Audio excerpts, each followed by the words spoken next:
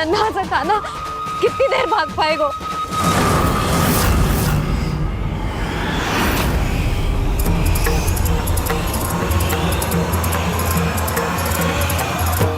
और कितनी प्रतीक्षा करोगे मेरी भक्त कालिया?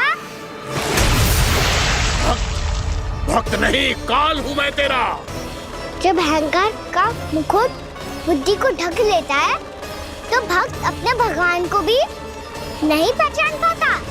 व्यर्थ की पहेली में मत उलझा बालक। ना मैं भक्त हूँ और ना तू भगवान।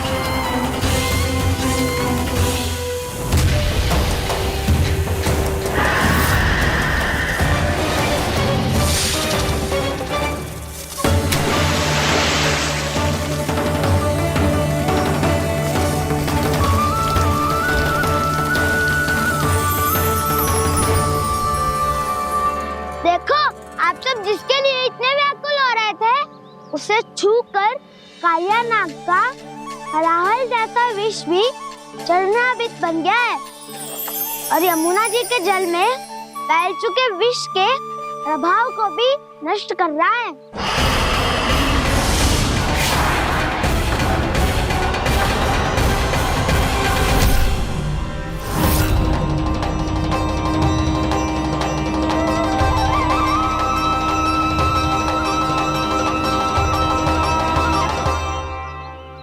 धर्म रक्षक अधर्म विनाशक प्रभु श्री कृष्ण का कौशल सचमुच अद्वितीय है। नारायण नारायण।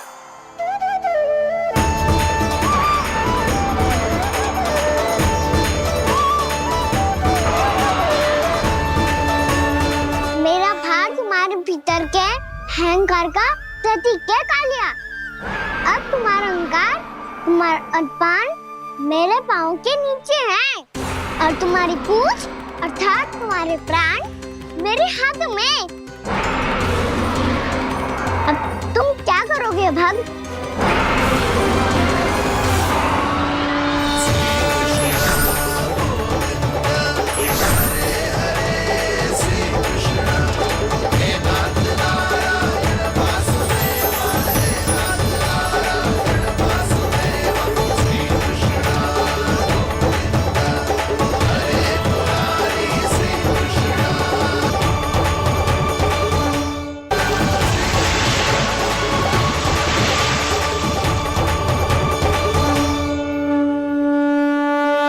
प्रभु, भले ये आपको पहचानने में असमर्थ हो, पर हम सब ने आपको पहचान लिया है।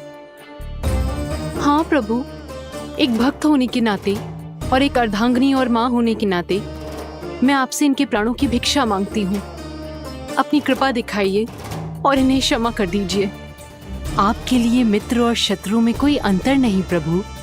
उसी तरह आपकी कृपा और दंड में भी कोई अंतर नहीं। दोनों दया ही तो हैं, अकारण ही किसी को प्राप्त नहीं होती। हमें विश्वास है कि हमारे पति को मिला ये दंड कोई अभिशाप नहीं है, आपका वरदान है। ये सत्य है प्रभु कि इनसे बहुत से पाप हुए हैं। इनके विष से बहुत सारे जीव जंतु को हानि पहुंची है, पर अब आपके चरण इनके शीश पर पड़ गए हैं। ऐसी कृपा तो बड़े बड़े महान महात्माओं को भी दुर्लभ है, और इन्हें प्राप्त हुआ तो अवश्य ही ये किसी महान पुण्य का ही फल है। हे प्रभु, उन्हीं पुण्य कर्मों की शक्ति का आह्वान कर मैं आपसे विनती करती हूँ, इन्हें प्राणदान दीजिए। मैं अपने इस भक्त को क्षमा अवश्य करूंगी देवियों, यदि ये अपने अहंकार को त्याग कर मुझे पहचान ले तो।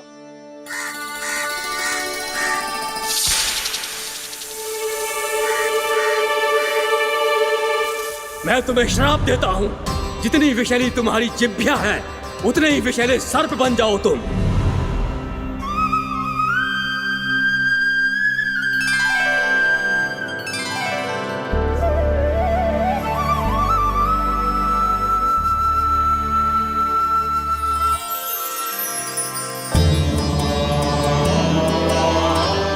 नारायण, मुझे क्षमा कीजिए नारायण।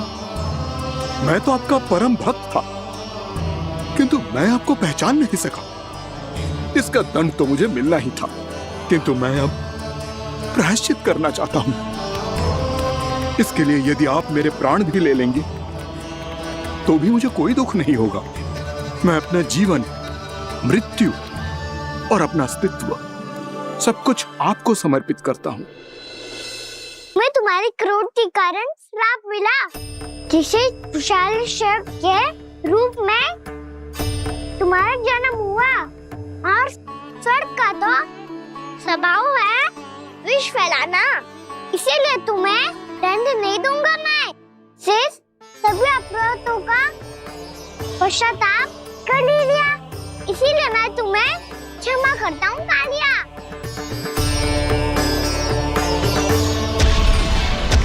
पर तुम्हें यहाँ से दूर समुद्र के बीच जाकर रहना होगा, जहाँ किसी निर्दोष का जीवन तुम्हारे विष से प्रभावित ना हो। मैं चाहकर भी आपकी इस आज्ञा का पालन नहीं कर सकता। मैं असमर्थ हूँ प्रभु, क्योंकि यदि मैं इस क्षेत्र को छोड़कर गया तो मेरी मृत्यु निश्चित है। आपसे क्या छुपा है प्रभु? आप तो जानते हैं कि सर्प जाति और आपके वाहन गरुड़ के बीच अनंत शत्रुता चल रही है, जिसका प्रारंभ नागों के द्वीप नागालय से हुआ था।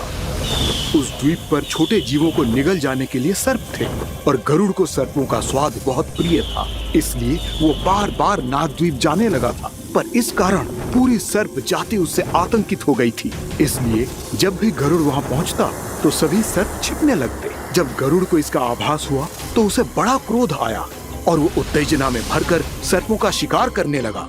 भूख ना होने पर भी उन्हें मारने लगा। अब सर्पों के प्राण हरना उसके लिए खेल बन गया था। इस भीषण समस्या का समाधान ढूंढने के लिए पूरी सर्प जाति महान सर्प वासुकी के सामने इकट्ठी हुई। हे महान वासुकी, हमारी सहायता कीजिए। नागद्वीप पर गरुड़ ने आतंक मचा दिया है। पहले तो वो हमें अपना भोजन बनाता था, लेकिन अब हम उसके खेल का साधन बन चुके हैं। भूख हो या ना हो, जब तब आकर वो हमारे प्राण हर लेता है। अनुचित हिंसा के इस प्रथा का आरंभ सर्पों ने ही किया है। पहले आप सबने पूरे द्वीप पर अधिकार कर लिया, फिर आहार के साथ साथ आनंद के लिए भी आप सभी ने निर्दोष जीवों की हत्या की। और जब सृष्टि का संतुलन बनाए रखने के लिए गरुड़ आपको अपना आहार बनाने आया, तो आप सब अपने प्राणों की रक्षा के लिए छिपने लगे। तो फिर गरुड़ का उत्तेजित होना तो स्वाभाविक ही था। नागनाथ, जो हमने अन्य जीवों के साथ किया वही अब हमारे साथ हो रहा है, परंतु ये भी तो सृष्टि के संतुलन के विरुद्ध ही है ना? अवश्य है, इसलिए मैं गरुड़ से चर्चा करूंगा। धन्यवाद प्रभु।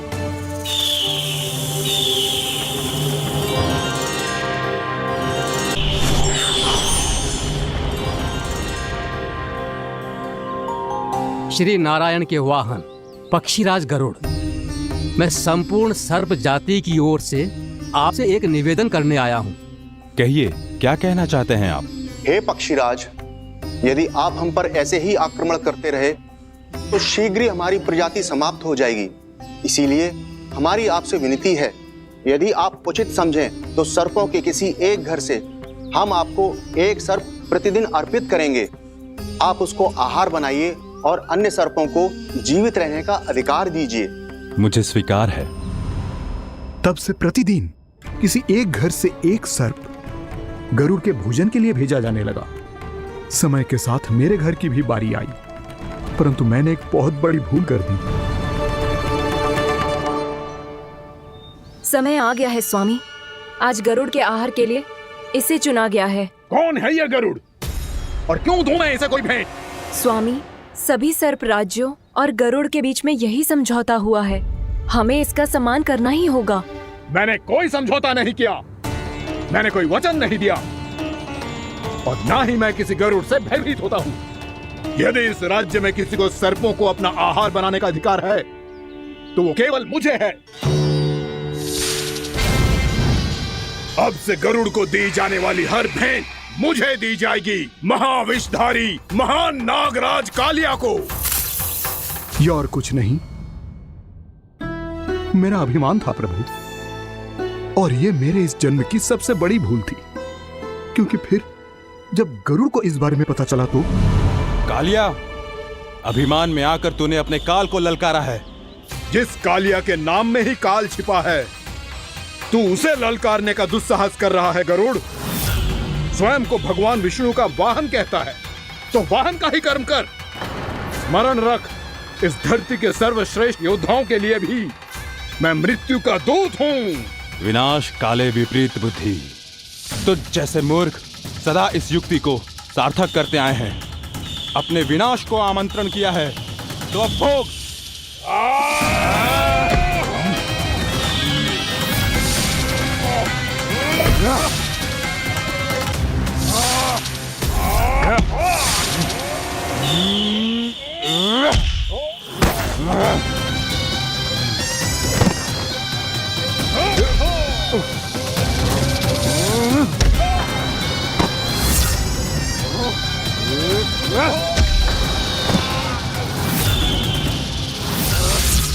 जिसने मेरा भोजन चुराने की धृष्टता की है वो इसी योग्य है।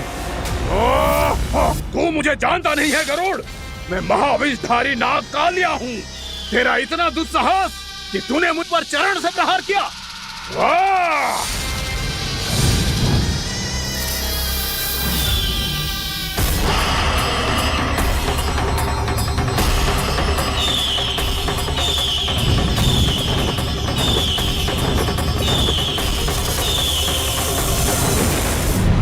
मैं अपने अभिमान में भूल गया था कि गरुड़ मुझसे कहीं अधिक शक्तिशाली है।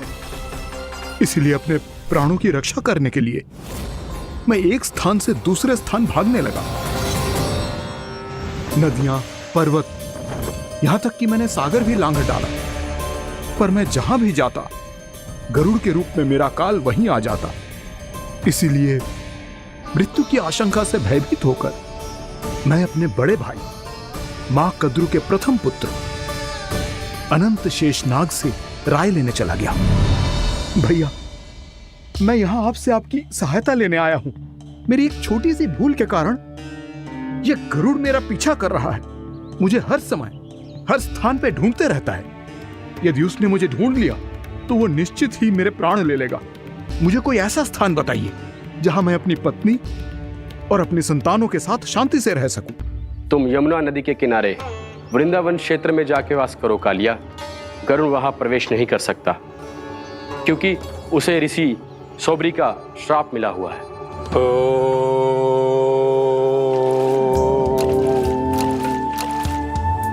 ध्यान और तपस्या का नित्य कर्म करते हुए ऋषि के मन में मछलियों के प्रति प्रेम भाव इतना बढ़ गया कि वो भूल गए सभी जीव खाद्य श्रृंखला का भाग होते हैं, और मछलियां भी इस नियम की अपवाद नहीं है। उन्हें मछलियों की अटखेली इतनी अच्छी लगने लगी कि वो इस क्षेत्र के मछुआरों को भी मछली पकड़ने की अनुमति नहीं देते थे।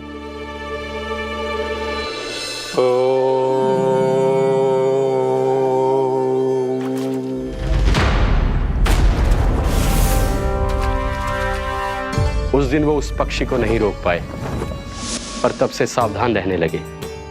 यहां तक कि अपने साधना से भी अधिक ध्यान वो पक्षियों पर केंद्रित करने लगे। ठहरो! इसी क्षण अपनी चोंच में पकड़ी इस मछली को छोड़ दो। तुम्हें इन मछलियों का आहार नहीं करना चाहिए पक्षीराज। ये तो खाद्य श्रृंखला का नियम है ऋषिवर। यदि मैं इनका आहार नहीं करूंगा तो कोई और पक्षी कर लेगा। मैं अपने आनंद या प्रतिशोध के लिए इनके प्राण नहीं ले रहा। ये तो बस मेरा भोजन है। पर यह मेरा तपस्या स्थल है। तुम यहाँ शिकार करके मेरी साधना में विघ्न नहीं डाल सकते पक्षीराज। यदि आपकी यही इच्छा है तो मैं आज के बाद यहाँ नहीं आऊंगा।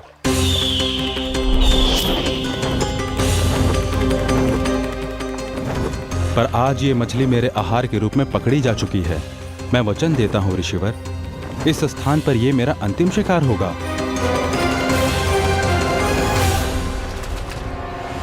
आज के बाद यदि तुमने वृंदावन की निकट उड़ान भी भरी तो तुम सैकड़ों टुकड़ों में फटकर मारे जाओगे पक्षीराज। ये मेरा श्राप है।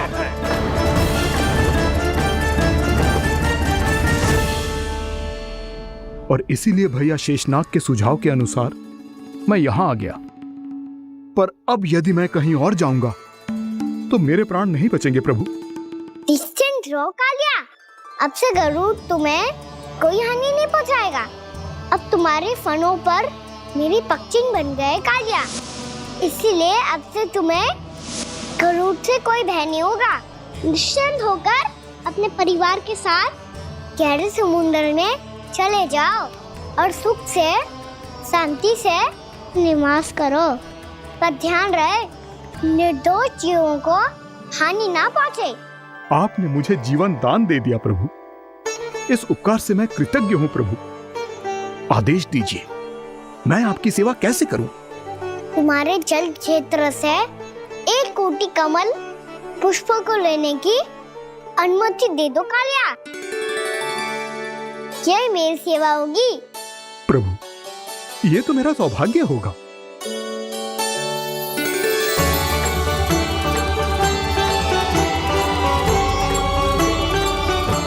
एक कोटि के स्थान पर हम 3 कोटि कमल पुष्प ले आए प्रभु।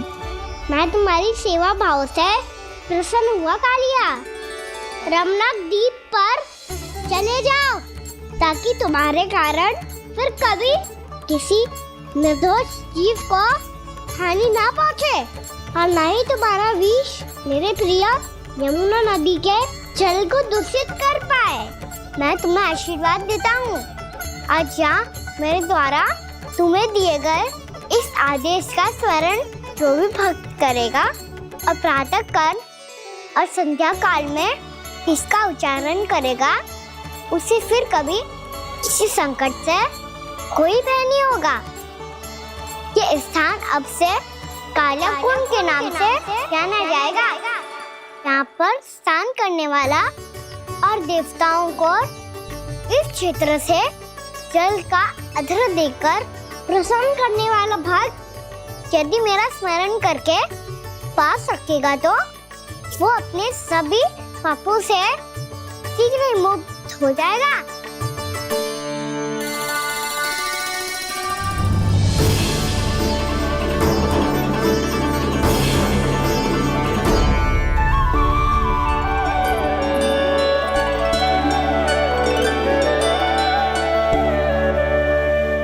कौन है जी भगवान जिसने अभी अभी कालिया जैसे विशाल विस्तर का सामना किया? क्या एक साधारण बालक जो शीत की अधिकता से ठिठुर रहा है? क्या करूं? मैं लल्ला को ममता के आंचल में छुपा लूं या भक्त बनकर प्रभु की लीला देखती रहूं? क्या करूं मैं? कितना ठंडा था जल, बहुत सर्दी लग रही है। सर्दी से तड़पते हुए कैसे देखूं इसे? अभी जाके अपने पल्लू से सुखाती हूँ। हृदय से लगा के स्नेह की आंच दूंगी तो सर्दी पल भर में छूमंतर हो जाएगी।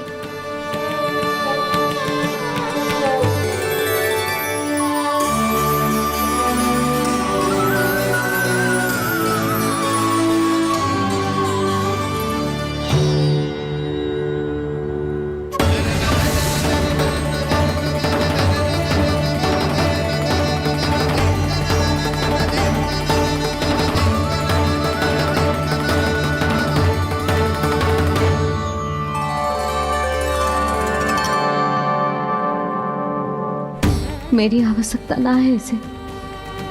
ये तो सच्ची में भगवान ही है, जिसकी ठंड दूर करने के लिए स्वयं द्वादश आदित्य प्रकट हो गए हैं।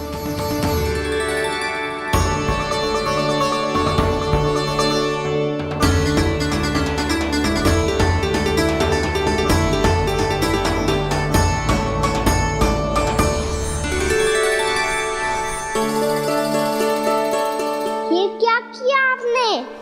मैया मुझे अपने हृदय से लगाने वाली थी कि आप सब प्रकट हो गए।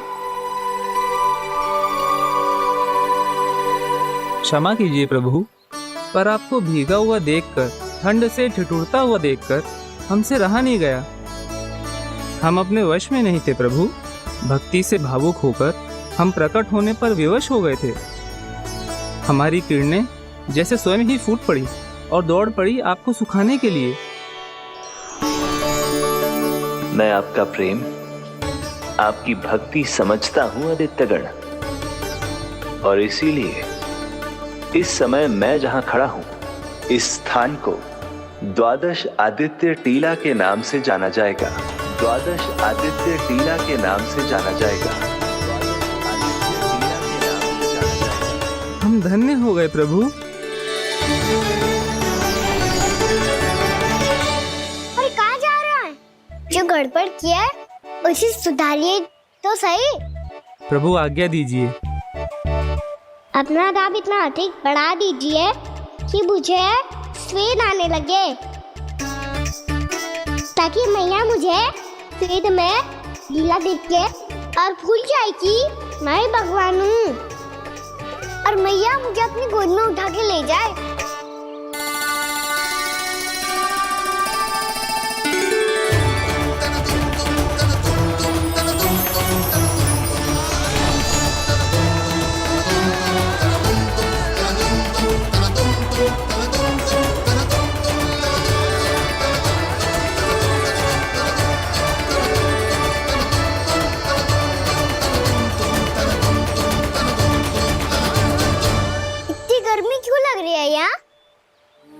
स्वेद की एक बूंद भी आती थी तो मैं अपना आंचल लेकर पहुंच जाती थी इसके पास।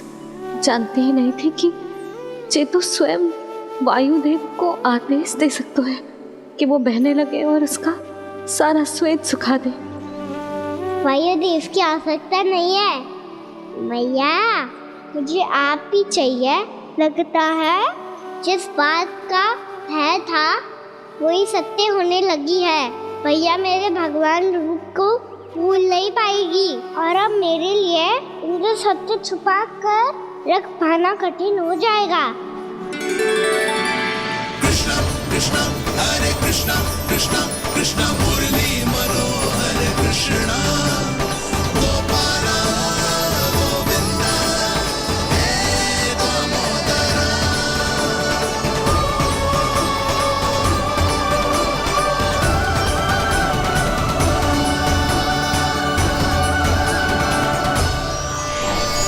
प्रभु, आपके श्वेत से बने इस प्रसंगदान सरोवर का प्रणाम स्वीकार कीजिए।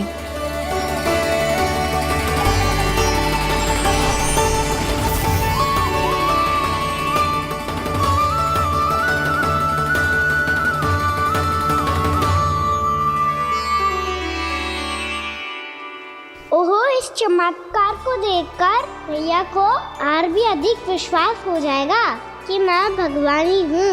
अब कैसे मनाऊं मैया को कि मैं इनका लाई हूँ। बाबा है ना, अब तो यही सहायता करेंगे। श्री कृष्णा गोविंदा हरे हरे श्री कृष्णा गोविंदा हरे हरे श्री कृष्णा हरे मुरारी श्री कृष्णा श्री कृष्णा श्री कृष्णा।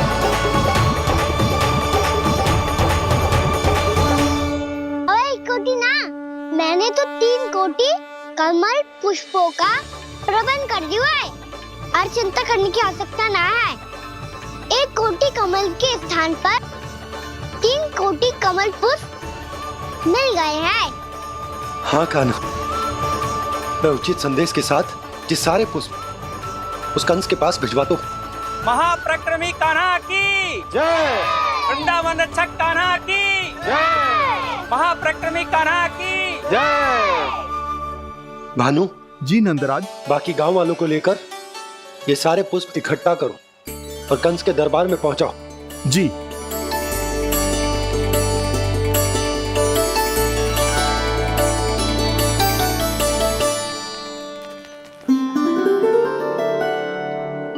मैया, कौन हो तुम? मुझे पता था मैया, जब आपको सत्य पता चलेगा तो आप मुझे मैया की तरह स्नेह ना कर पाओगी, इसलिए आज तक सत्य छुपाता आया हूँ, ताकि आपकी ममता, आपका प्रेम अनुभव करने का अवसर मिलता हुआ मुझे। और फिर आज को बताया था ना, जो रहस्य तुमने बरसों तक छिपाया था, उसका भेद खुलने में तुम्हारा ही योगदान है। मुझे कालिया के शीश पर अपने पद चिन्ह रखकर उसे मुक्त कराना था दाऊ, वचन दिया था मैंने उसे। इसके अतिरिक्त निर्दोष पशु पक्षियों के जीवन को कालिया के विष से ही बचाना था मुझे। इसमें कंस को तो सम्मिलित करना ही था, ताकि जब मैं कालिया का सामना कर रहा हूँ तो वो किसी और असुर को समस्या बनाकर वृंदावन ना भेज दे। पर इस सबसे बड़ा एक कारण और था दाऊ, मैं चाहता था कि मैया को सत्य पता चल जाए। पर क्यों कहा ना? क्योंकि मुझे लगने लगा था कि मैया से ये रहस्य छुपाकर इनके साथ धोखा कर रहा हूँ। अपराध बोध से दबा जा रहा था मैं।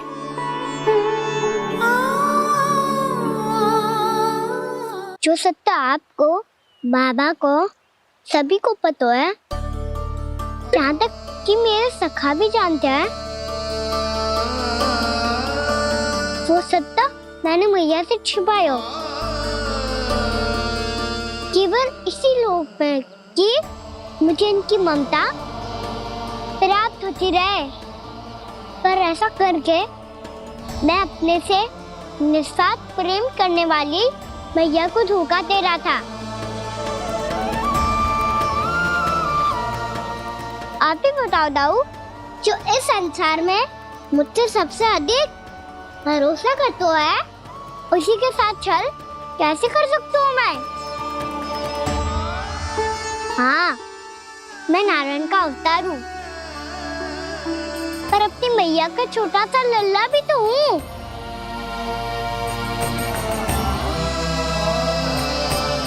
इसीलिए तो यमुना जी में छलांग लगाने का एक कारण इस गेंद को लेने जाना भी था। ने स्नेह से बनाई थी मैया ने गेंद, इसे अपने से दूर कैसे होने देता मैं? आपको आभास भी ना है मैया कि आप मेरे लिए कितने महत्वपूर्ण हो। ये सत्य है कि सभी देवता, प्रकृति, भक्त, ये सब है मेरा ध्यान रखने के लिए, मेरी सेवा करने के लिए। पर क्या इनमें से कोई भी मेरी मैया का स्थान ले सकता है? और आप भी तो यही चाहती थी कि मैं आपका लल्ला बन के आऊं, कि मैं आपका लल्ला बन के आऊं, कि मैं आपका लल्ला बन के आऊं। आज जैसे आपने मुझे अपनी गोद में लिटा रखा है, क्या कुछ ऐसा नहीं हो सकता कि शीघ्र ही मुझे आपको अपनी गोद में खिलाने का अवसर मिल जाए? मैया, नारायण का अवतार होना क्या इतनी बड़ी समस्या है कि आप हृदय से भी राह लगा सकते? मैया,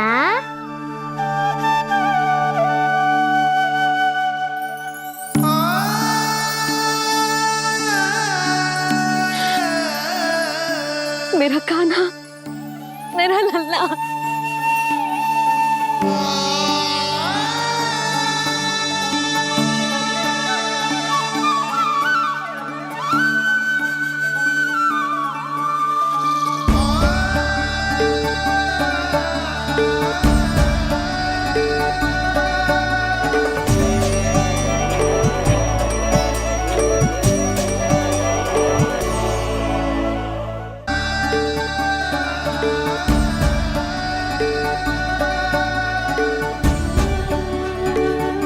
जे सत्य है कि जे जानने के बाद कि तू श्री नारायण का अवतार है,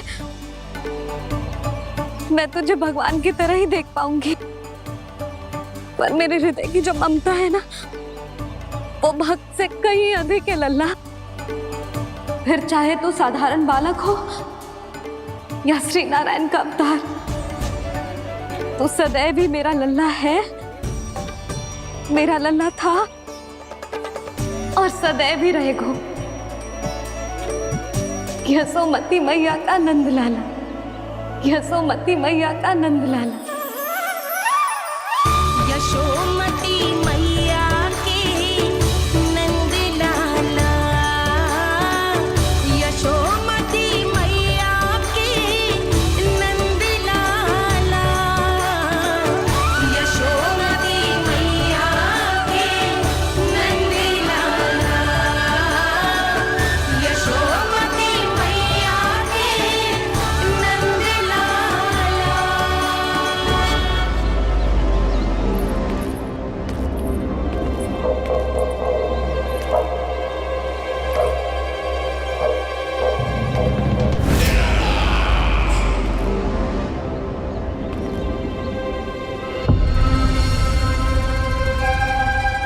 क्या है ये साला? वृंदावन से पत्र आया है महाराज। विनती की गई है कि इसे आपके सामने पढ़ा जाए। पढ़ो। शीघ्र करो। महाराज कंस, पूजा के लिए आपको 1 कोटि कमल पुष्पों की आवश्यकता थी। वृंदावन वासियों की ओर से मैं आपको 3 कोटि पुष्पों की भेंट भेज रहे हूँ। कृपया अतिरिक्त पुष्पों को अपनी गोप प्रजा की विनम्र श्रद्धांजलि समझकर स्वीकार करो महाराज। आपको ये जानकर प्रसन्नता होगी कि जैसे ही मेरा पुत्र कृष्ण कालिया नाग के सामने पहुंचो, वो महाभयंकर नाग भी आपके भय से कांप उठा और स्वयं ही जे सभी पुष्प हमारे द्वार पे पहुंचा गो। यदि आपको अब भी आवश्यकता हो तो और भी पुष्पों का प्रबंध किया जा सकता है। आपका विनीत गोपराज नंद। हमारा संघर्ष अभी समाप्त नहीं हुआ है विष्णु अवतार। यशोमती मैया का नंदलाला। पत्र में लिखा है महाराज, उसे इसी नाम से बुलाया जाना प्रिय है।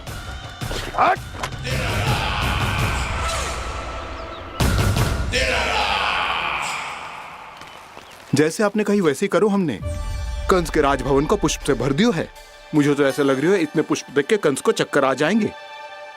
आपका पत्र पढ़ के उसे ये समझ में आगा होगा कि वृंदावन वासियों से उलझना ठीक ना है उसके लिए।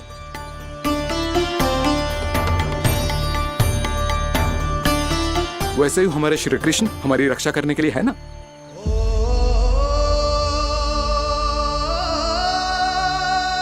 सूर्यास्त होने वाला है, हमें अब घर चलना चाहिए। मुझे बहुत थकान लग रही है नंदराज। हाँ, मैं भी बहुत थक गई हूँ। नंदराज, कमल पुष्पों को गाड़ी में लादकर मथुरा पहुंचाने में अब हम भी बहुत थक गए। तो आप सब लोग रात्रि को यहाँ रुकना चाहते हैं? वैसे सुझाव तो अच्छा है नंदराज। अब कालिया नाग के स्थान से जाने के बाद प्रकृति कितनी खिल उठी है, क्यों जसोदा जी?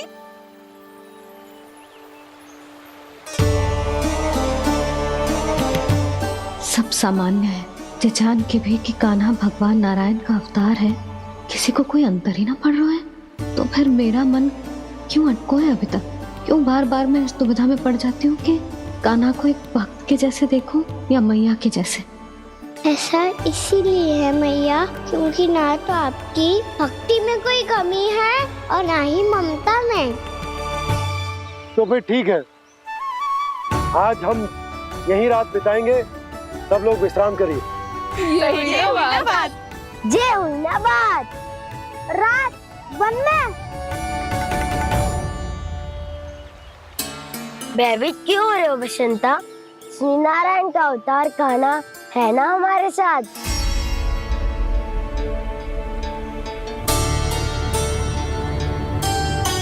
लगता है कोई मैया को भूलने ही नहीं देगा कि मैं नारायण का अवतार हूँ।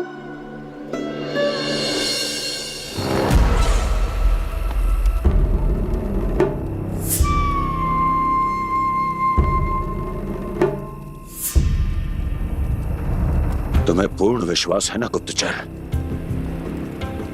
ये सब कुछ उसी बालक ने किया है। उसी ने कालिया को पराजित करके यहां से दूर भेज दिया है। मैंने अपनी आंखों से देखा है महाराज। और वृंदावन के सभी वासी इस समय वन में विश्राम कर रहे हैं, ये सूचना पक्की है। वो सब पूरी रात वन में ही बिताएंगे महाराज।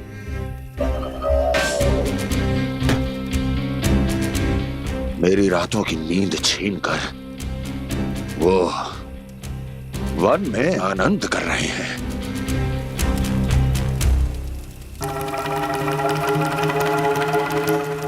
किंतु मैं उनके इसी आनंद को मृत्यु के करुण रूदन में बदल दूंगा। उनके चारों ओर प्रकाश होगा, सूर्य की चमक जैसा, आंखें चौंधिया देने वाला प्रकाश। किंतु फिर भी ये रात उनके लिए सबसे अधिक काली होगी, क्योंकि मैं इस पूर्णिमा की रात को अमावस्या की रात बना दूंगा। कभी न समाप्त होने वाली अमावस्या।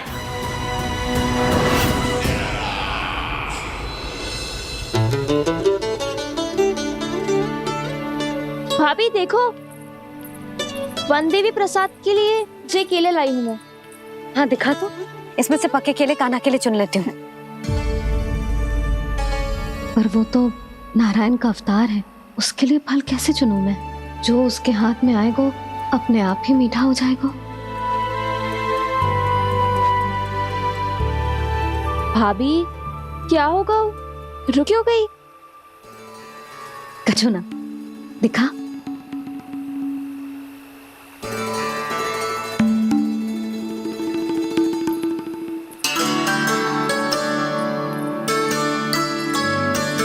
कान्हा, तुझे भूख लगी आई होगी ना?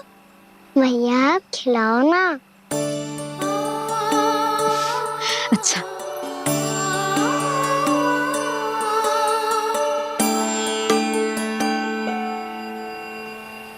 ले।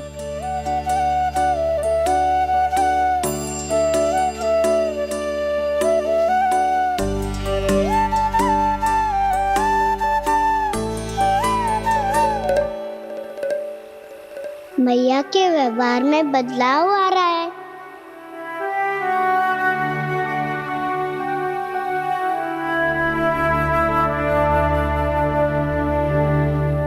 कान्हा, बंसी काका हम सबको वन में आग जलाना सिखा रहे हैं, ताकि भयानक पशु को दूर करा जा सके। भैया मैं जाऊं? भैया अग्नि जलाने जाऊं? हाँ जा। भैया तो चुपचाप जाने दे रही है, पहले जैसे चिंता भी नहीं कर रही है अब। लल्ला सुन, अग्नि के साथ खेलियो मती और सुरक्षित दूरी बना के रखियो, समझ आई?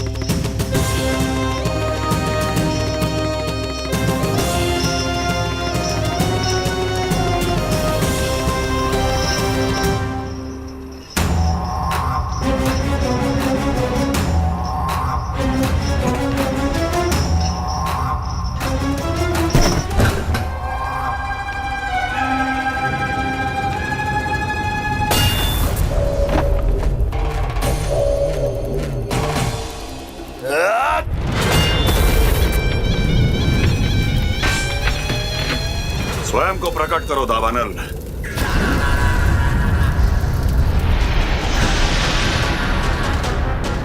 प्रणाम महाराज। महाराज कंस, इस कारागार से मुक्त करवाने के लिए आपका बहुत बहुत धन्यवाद। बताइए, इस उपकार का ऋण कैसे चुकाऊं? बस वही करो दावानल जो तुम्हें सबसे अधिक प्रिय है। अपने नाम को स्वयं सार्थक करो। जला दो, पूरे वृंदावन को जला दो। कीट, पशु, पक्षी, वनस्पतियां, वृक्ष, यहां तक के मानव भी, कोई भी जीवित प्राणी जीवित नहीं बचना चाहिए। जला दो सबको, सबको। आपकी आज्ञा ही मेरी इच्छा है और आपकी इच्छा ही मेरी आज्ञा। तुम सबने देखो अजय, अधिक कठिन ना है ये। 2 पत्थर हाथ में पकड़ ले, ऐसे रगड़ लो है, चिंगारी निकलेगी, घास फूस अग्नि पकड़ेगी और भक्क से जल जाएगा। लो करो, लो सुबल।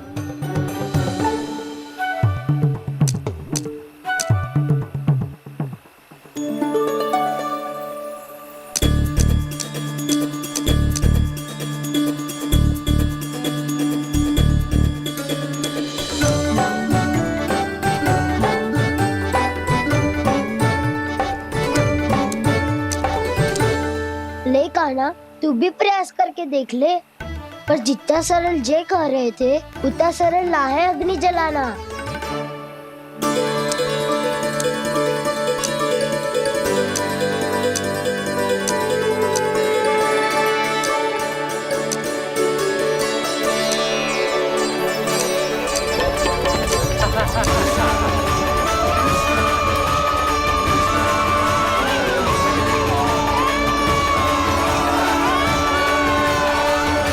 ये तो श्री नारायण का अवतार है। संसार की सारी अग्नि इसके नियंत्रण में है, तो फिर एक चिंगारी उत्पन्न करना कौन सी बड़ी बात है।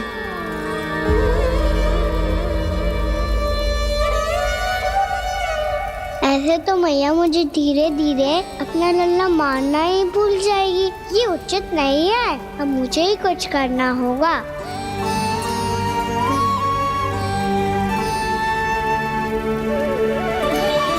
कान्हा, ऐसे मत करो, लग जाएगी।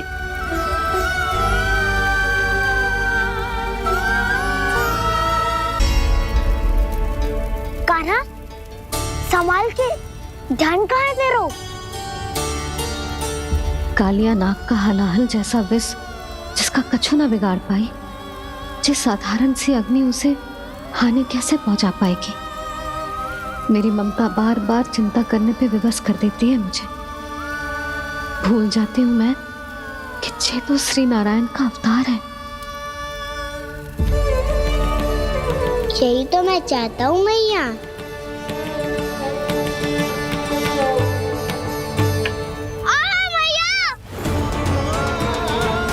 कान्हा,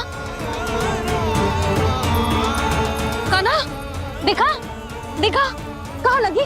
हाँ, बोला था ना अग्नि से दूर रहने। दिखा, जले का चिन्ह ना है।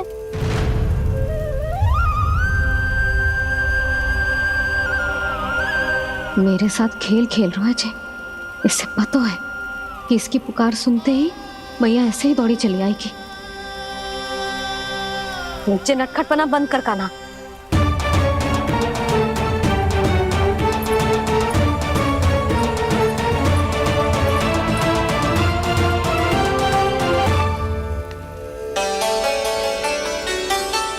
यशोदा, आ जाओ, कान्हा को भी बुला लो।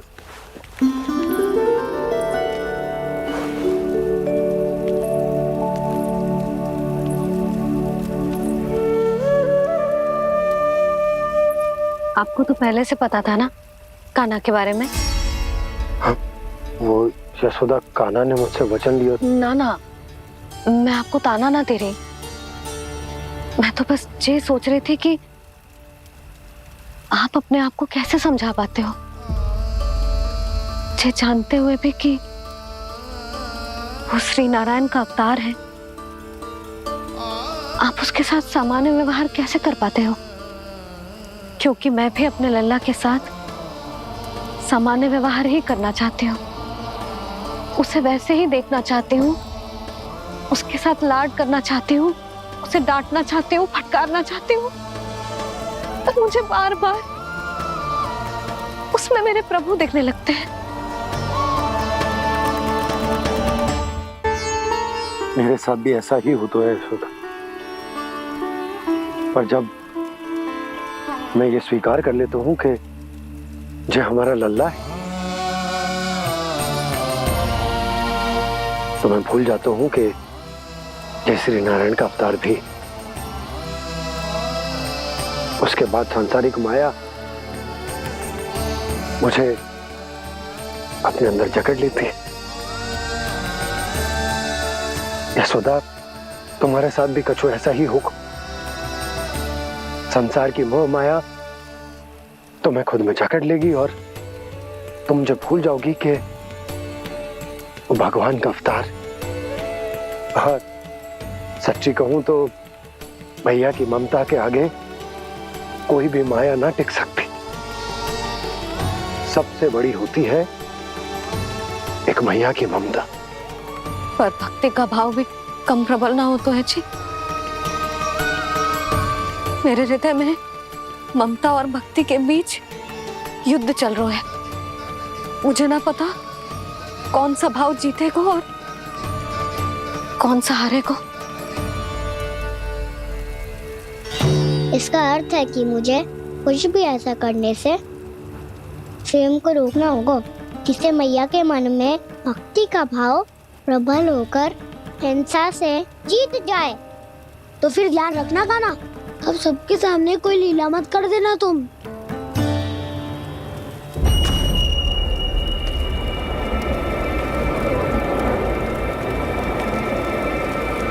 वो देखो, वो वहां बैठे हैं सब कोने में।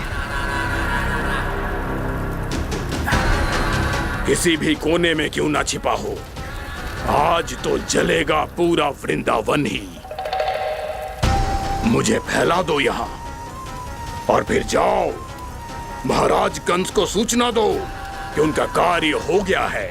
महाराज का आदेश स्मरण है ना, वृंदावन का कोई भी आदमी आज जीवित नहीं रहना चाहिए। अग्नि को जलाना मत सिखाओ, जाओ मुझे अपना कार्य करने दो।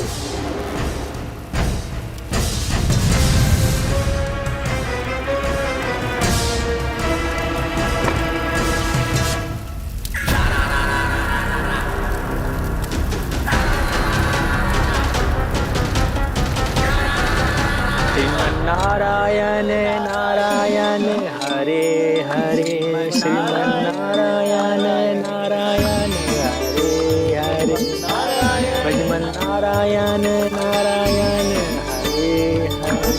क्या हुआ कान्हा? मैंने आपको कहा था ना कि मैं कोई लीला ना करूं, पर देखो कंस मामा ने असुर वृंदावन को भेज दिया है।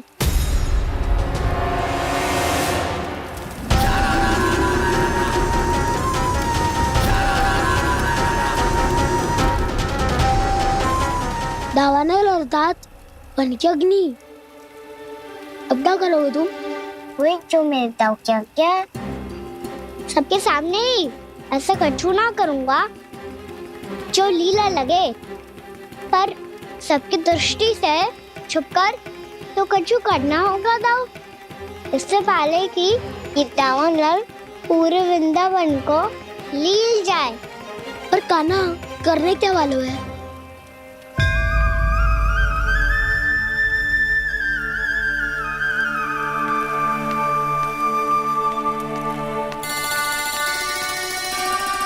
भैया बहुत थको, सुला दो ना। आजा।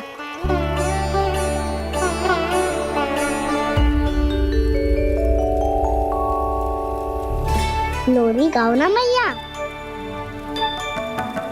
सब जन आगे बंद कर लो, मैया लोरी सुना रही है।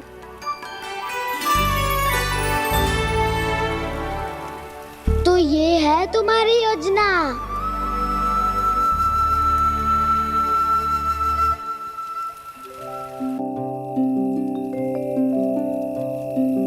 आजा रे निंदिया, आ जल्दी से आ, मैया लोरी सुनावे, आजा रे अरे गोदी का पलना है बैया डोरी, झूले उसमें कान्हा रे, आजा रे अरे तुझसे है पूरन दुनिया मोरी, लल्ला तो मेरा मैया मैं तोरी, आजा रे अरे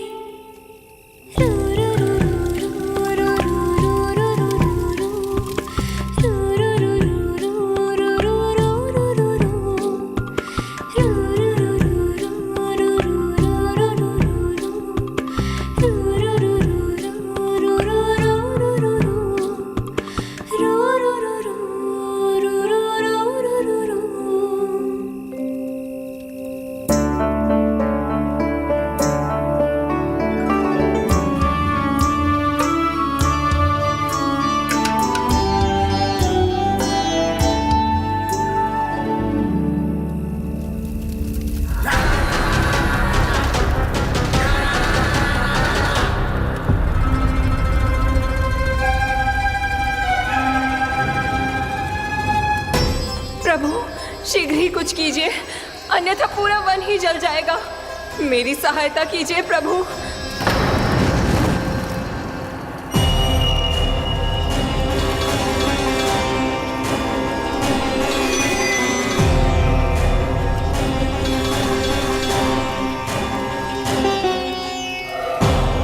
आज कोई नहीं रोक सकता मुझे। आज इस वन का एक एक दिन का जला डालूंगा। मुझे भूल गए दावानल, मैं तुम्हें ऐसा करने की आज्ञा नहीं दूंगा।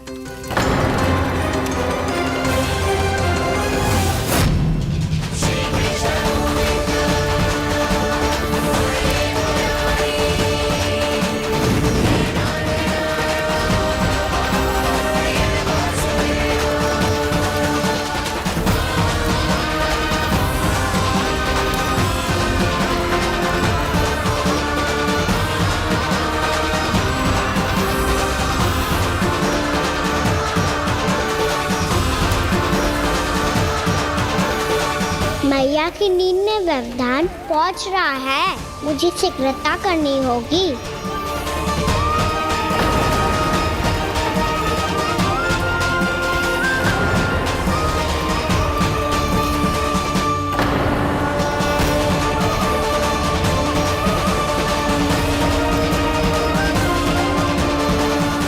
कुछ ही समय पहले बुझती हुई चिंगारी से घबरा गया था, अब इतने विशाल दावानल को निकल गया। फिर से गड़बड़ कर दी कान्हा ने। समझाया था कोई लीला मत करना, तुम्हारी समस्या और बढ़ जाएगी।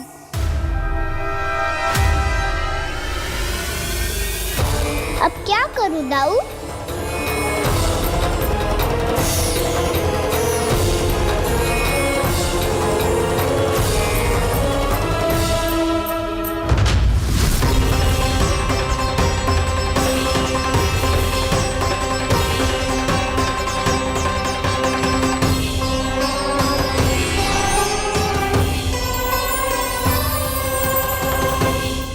जब जब मैं इसे अपने लल्ला के रूप में देखने का प्रयास करती हूँ, मुझे प्रभु दिखते हैं। कैसे कैसे समझाऊं अपने आप को?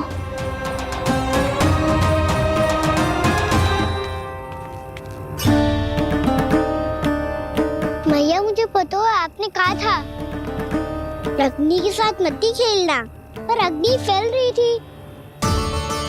मुझे कछु ना कछु तो करना ही था मैया। क्यों प्रभु, क्यों छीन रहे हो एक मैया से उसकी ममता? मैं आपकी भक्त अवश्य हूँ, पर उसके साथ साथ आपकी मैया भी बने रहना चाहती हूँ। आपको एक मैया बनकर दुलारना चाहती हूँ, फटकारना चाहती हूँ, डांटना चाहती हूँ। तो फिर डांटो ना मैया, फटकार लगाओ मुझे, दंड दो। कैसे कान्हा? तुझे देखते ही मुझे अपने भगवान दिखाई देने लगते हैं। मेरे मन में तेरे प्रति भक्ति के भाव जाग रहे हैं। मैया ऐसा मत ही करो ना। देखो मैं वही कान्हा हूँ जिसे आप लोरी सुना के सुलाती थी। वही कान्हा हूँ जिसे अपने हाथों से माखन खिलाती थी। मैं वही कान्हा हूँ मैया जो भूल करता था तो आपकी डांट भी खाता था और आपसे दंड भी पाता था।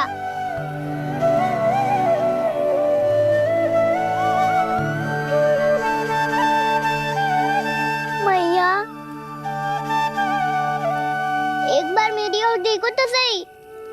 मैं वही कान्हा हूँ जो आपकी पूंछ बन के पूरे वृंदावन में घूमता था।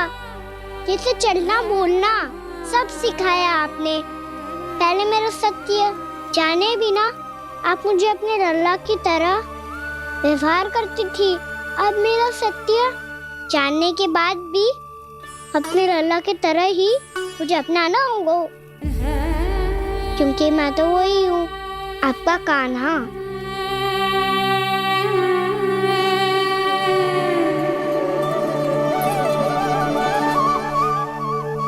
इतना प्यार करते हो तुम मुझसे? जब मैं तेरे भीतर भगवान का रूप देखती हूँ तो मैं भयभीत हो जाती हूँ कान्हा। ये सोच के कि तू मुझे छोड़ के तो ना चला जाएगा। कहीं गया भी तो सदैव आपके हृदय में ही रहूंगा। वही तो है मेरा असली निवास।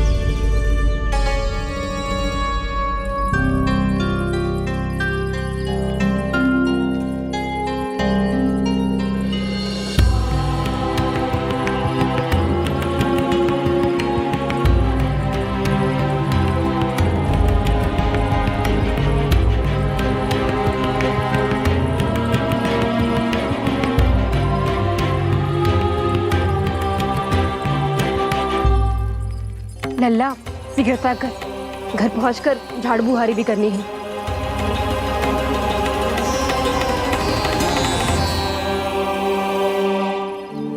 का होगा? ये सब ठहर क्यों गए? ये सब क्या होगा?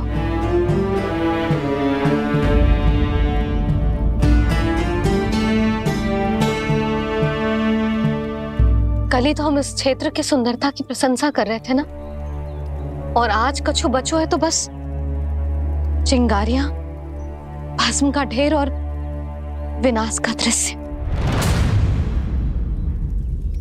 चिंता क्यों करती हो भाभी? जिसने इस वन को हम सबको जलने से बचाए हुए, वही इसे फिर से हरा भरा कर देगा।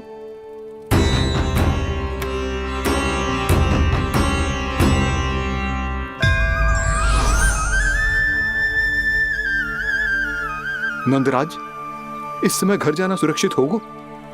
पूरा मार्ग जल गयो है। इन सुलगती चिंगरियों का ताप किसी बालक या वृद्ध के पांव में लग गो तो?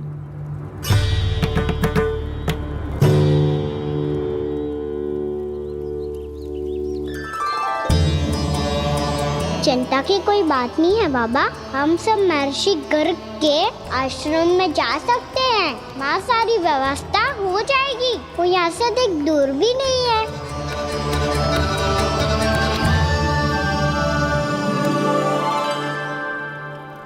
मुझे लगता है कि हम सबको ऋषि गर्ग के आश्रम जाना चाहिए। वहां चलकर कुछ समय उनकी सेवा करेंगे और जैसे ही अग्नि शांत हो जाएगी और वृंदावन जाने को मार्ग सुरक्षित हो जाएगा, हम सब वापस लौट चलेंगे। अच्छा विचार है। वही महर्षि गर्ग जिन्होंने मेरा नामकरण करा था।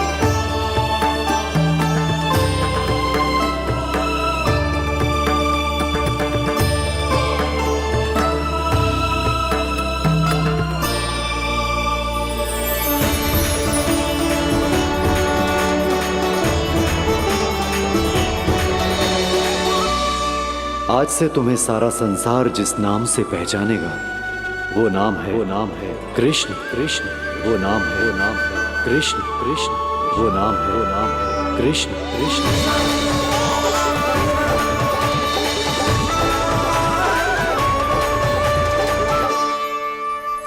प्रणाम ऋषिवर।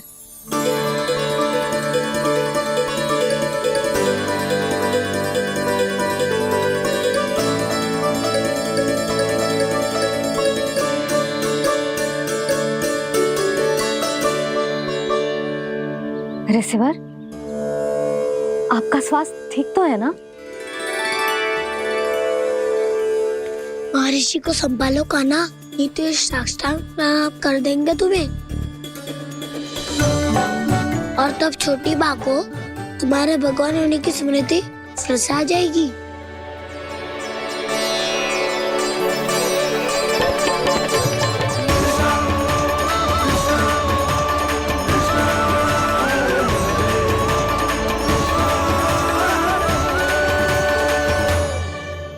भक्तों को भगवान के दर्शन मिलते हैं, मुझे तो साक्षात भगवान ही मिल गए।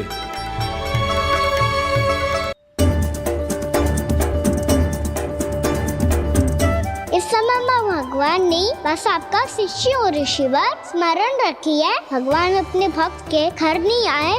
आज एक पुत्र अपनी मैया के साथ एक महर्षि के आश्रम आया है।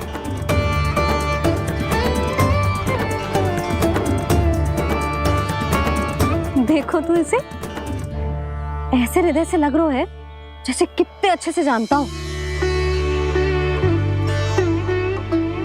जानते हो मैया, बाबा ने कितनी बार बताया हो इनके बारे में कि कैसे मेरा नामकरण करा था, इसीलिए तो इतने विशेष है ये मेरे लिए।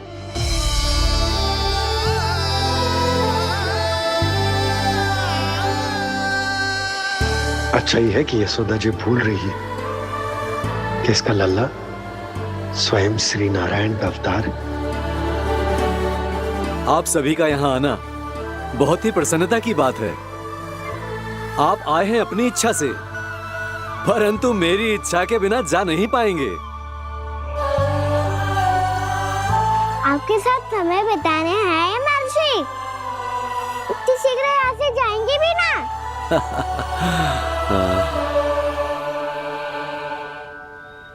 लगता है कान्हा के मस्तिष्क में कोई योजना है। कोई फिर से कोई लीला तो नहीं करने वाला ये।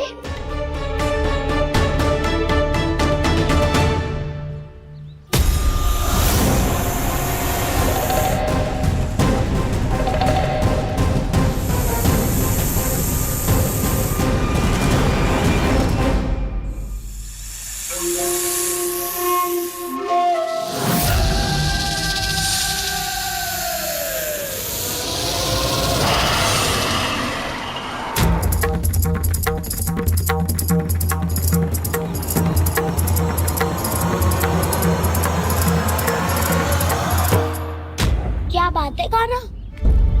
अपने दाऊ को नहीं बताओगे? कौन सी बात दाऊ? याक्षु रुके हो तुम? कोई विशेष योजना बना रहे हो क्या? मैं कोई विशेष योजना कभी नहीं बताता दाऊ। जो होना होता है वो अपने आप हो जाता है। वैसे दाऊ योजना बनाओ भी क्यों?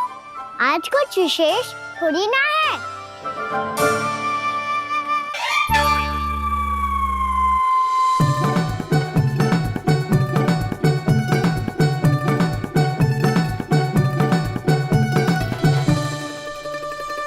अच्छा, तो मेरा जन्मदिन इसके लिए विशेष अवसर नहीं है या फिर इसे स्मरण ही नहीं है कि आज मेरा जन्मदिन है?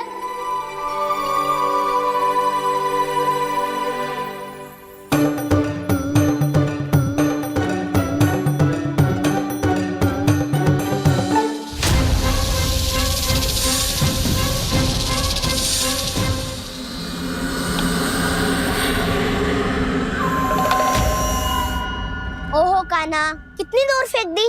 अब जाके लेके आनी पड़ेगी।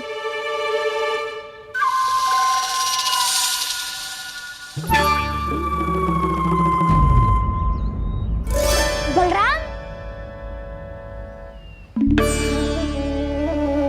वहाँ खड़े क्या हो? आओ खिल्ली लेके आते हैं।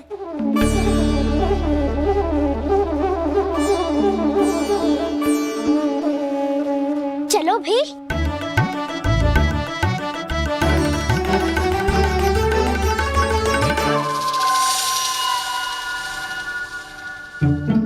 अब मेरी बारी है। नहीं नहीं, अब मैं खेलूंगा।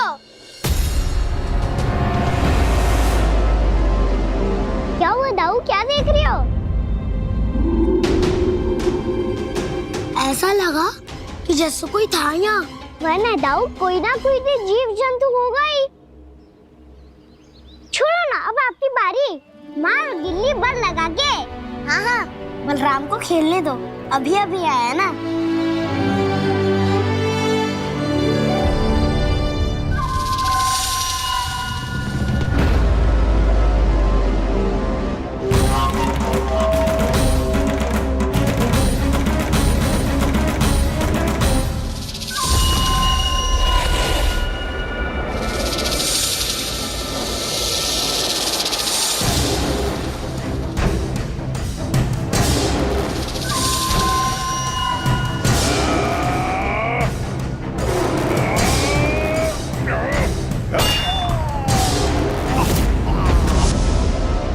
यही हत्या की थी ना उसने मेरे भाई बकासुर की। और वो सारे बालक बड़े चाव से देख रहे थे, प्रशंसा कर रहे थे उस मायावी की। मेरी बहन पूतना के हाथों से तो बच गए, किंतु अब मेरे क्रोध से, मेरे भीतर दहकती प्रतिशोध की अग्नि से अब ना तो वो बालक बचेंगे और ना ही वो विष्णु अवतार। और भूलना मत, महाराज ने क्या कहा था? सीधे सीधे उस मायावी का सामना नहीं करना है तुम्हें। वो बालक बहुत चतुर है।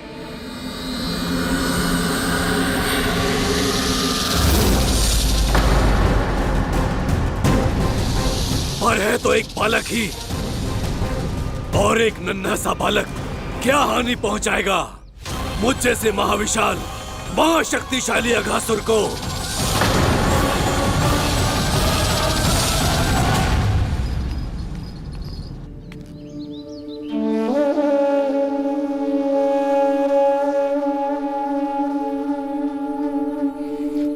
पता नहीं तेरी मैया क्या क्या सोच रही होगी। विवाह के समय एक दूसरे को वचन दिया था, कभी भी एक दूसरे से कछु ना छुपाएंगे। और मैंने कितने वर्षों तक तेरे दिव्य होने की बात उससे छुपाई।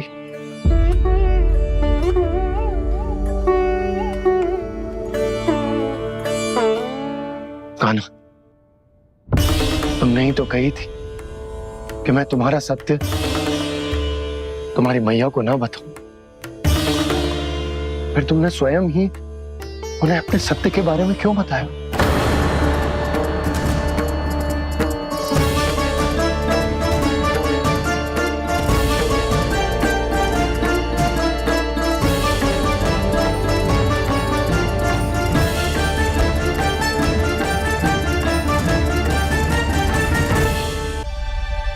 कान्हा, तुमने ही तो कही थी कि मैं तुम्हारा सत्य तुम्हारी मैया को ना बताऊं। फिर तुमने स्वयं ही उन्हें अपने सत्य के बारे में क्यों बताया? दाऊ के मन में यही शंका थी बाबा। उन्हें भी मैंने यही कहा था कि मैया को कभी ना कभी तो मेरा रहस्य पता चलना था। किसी और से जानकारी मिलती तो उन्हें अधिक दुख होता। इसीलिए मुझे लगा अच्छा यही है कि इन्हें मेरा सत्य से मुझसे पता चले। वैसे भी मैया से भेद छुपा के मुझे अच्छा नहीं लगता बाबा। इतने वर्षों में मैं जब जब मैया से कुछ भी छुपाता था तब तक मेरी रिद्धि को भी पीड़ा होती थी।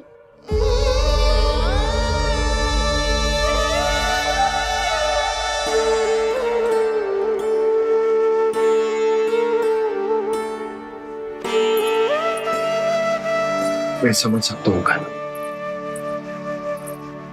क्या सोच रहे हो? कछु ना। क्या कछु ना? पता भी है ये सारे बालक कल रात से भूखे हैं। दो। कान्हा चल।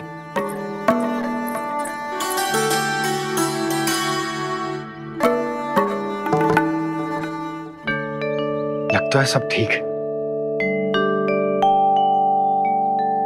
क्या ठीक है? कछु ठीक ना है। बहुत कठिन है, पर मैं प्रयास कर रही हूं कि स्वयं को समझा पाऊं कि मेरा लल्ला मेरे प्रभु श्रीहरि का अवतार है।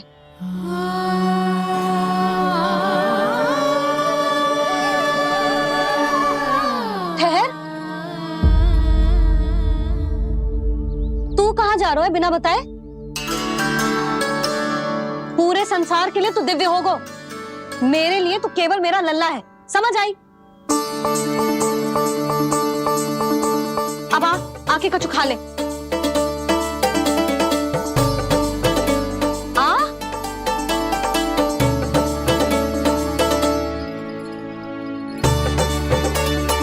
ले खा। पहले आप खाओ मैया। तू खा पहले। मैंने कही ना, तू अब भी मेरा लल्ला ही है जो कल रात से भूखा है। इसीलिए अब चुपचाप खा।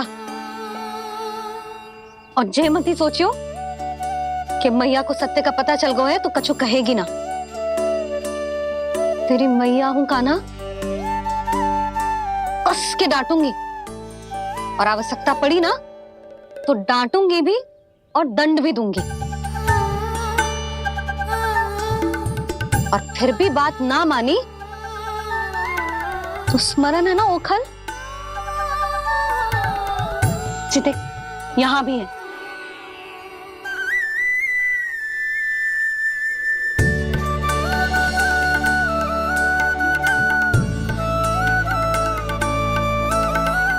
आपकी डांट फटकार और दंड में फूलों से भी अधिक मिठास है भैया। प्रेम है तेरा ऐसा निराला, विवश हो कर आए जग पाला।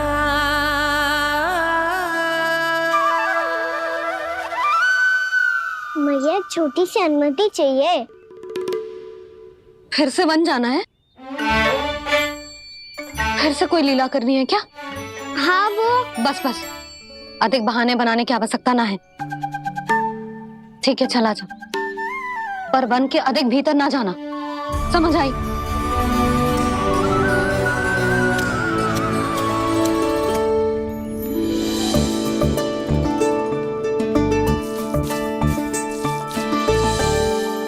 चलो, मिल गई अनुमति।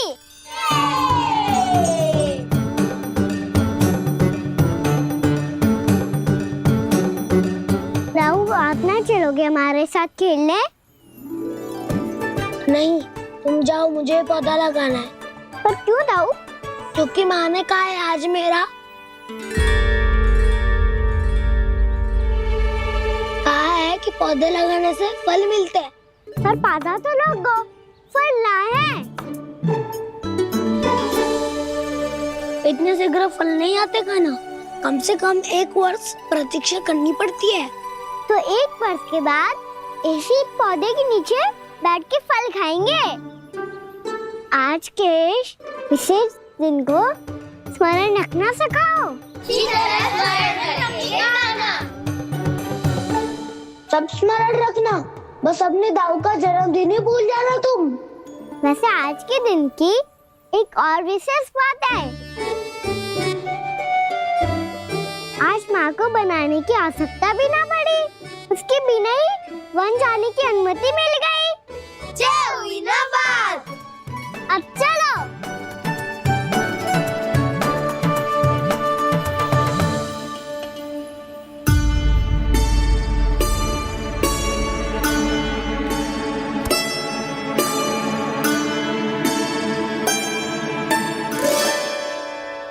बलराम, कहाँ थे तुम? अच्छा, तुम्हें पता है महर्षि गर्ग ने मेरी विनती स्वीकार कर ली है। तुम्हारे जन्मदिन के विशेष अवसर पर तुम्हारे लिए विशेष पूजा करेंगे वो। जो किसी को स्मरण ही ना रहे, वो कैसा विशेष अवसर? क्या हुआ? किसी ने शुभकामनाएं नहीं दी? सखा बोले तो कोई बात नहीं, पर छोटा भाई भूल गया माँ। क्या? ये कैसे संभव है? वही तो मैं भी सोच रहा हूँ माँ। पूरे संसार की हर छोटी से छोटी बात जिसे ध्यान रहती है, वो अपने बड़े भाई का जन्मदिन कैसे भूल सकता है? सुनो सुनो सुनो, ये तो अच्छा करो कि तुम सबने से किसी ने भी दाऊ को पता ना चलने दिया कि उनका जन्मदिन हमें स्मरण है। पर अब हमें उनके लिए कुछ ढूंढना होगा। हाँ, हम सबकी ओर से कोई ना कोई विशेष उपहार। तो फिर गौवंश का ध्यान कौन रखेगा? और कौन? तुम। गैया मैया की तो समस्या ना है, पर जब बछड़े मेरे वश में ना आते, इन्हें तो कान्हा ही संभालेगा। अच्छा ठीक है, पर तुम सब जाओ और कुछ अनोखा ढूंढ कर लाओ। गए सब? अब इनकी अनुपस्थिति में शांति से अघासुर का अभिमान भंग करूंगा। इसे क्या लगता है ये मुझे अपने जाल में फंसा लेगा? इसके मित्रों को मृत्यु के जाल में ऐसे फंसाऊंगा मैं कि ये रक्षा की भिक्षा मांगेगा मुझसे।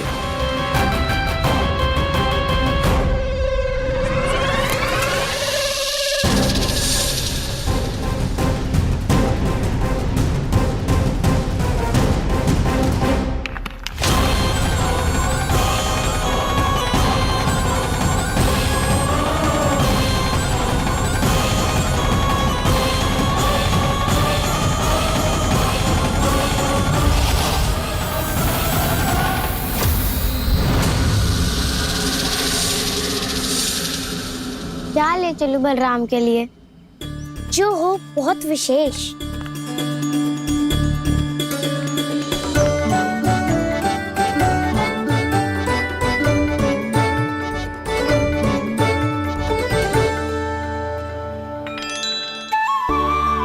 ये फल उसे बहुत प्रिय है।